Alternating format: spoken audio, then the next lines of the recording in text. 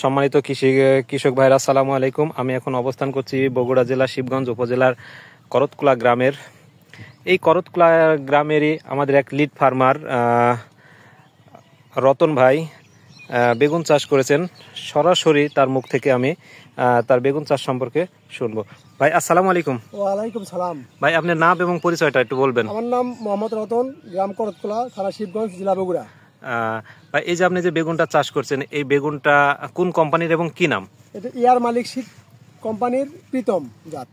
প্রীতম, আমি একটা জিনিস লক্ষ্য করলাম যে আপনি একটা গাছের বেগুন গুনছেন। আচ্ছা, একটা গাছের বেগুন গুনে কতগুলো পালেন?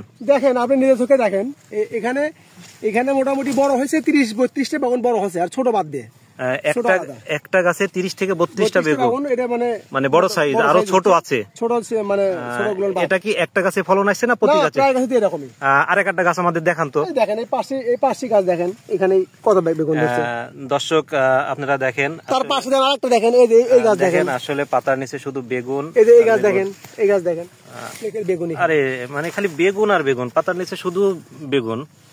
তো গাছের বয়স কতদিন হলো ভাই? গাছের বয়স আমার 70-75 দিন হচ্ছে। 70 থেকে 75 দিন না? গাছে তো যা মাশাআল্লাহ দেখছি অনেক সুন্দর, কোনো রোগ বালাই নাই, কোনো রোগ বালাই নাই। গাছ আর মারা যায়নি, এখন পর্যন্ত ফুলেও যায়নি।